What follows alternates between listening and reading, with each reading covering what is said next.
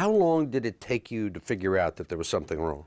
It took me 5 minutes to know that it was a fraud. It took me another almost 4 hours of mathematical modeling to prove that it was a fraud. How many times did you send material to the SEC? May 2000, October 2001, October, November, and December 2005, then again June 2007, and finally April 2008. So 5 separate SEC submissions. What were the things that caught your attention?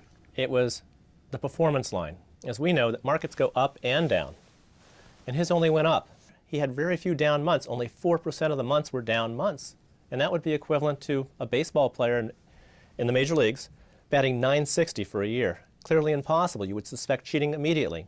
Who else figured this out besides you? I would say that hundreds of people suspected something was amiss with the Madoff operation. If you look at who the victims were not, you'll notice that the major firms on Wall Street had no money with Mr. Madoff. I mean, you write this is the letter, I'm quoting from the letter to the Securities and Exchange Commission, red flag number 20.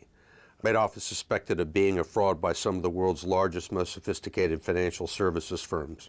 And then you list some of the firms. Yes, I do. The biggest firms on Wall Street, and conversations with people high up in those firms.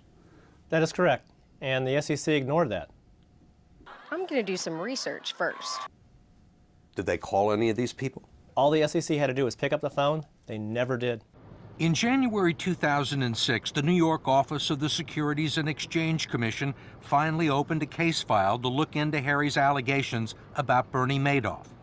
Despite uncovering evidence that Madoff had misled them about his investment activities, the SEC closed the case 11 months later without ever opening a formal investigation. The staff said there was no evidence of fraud.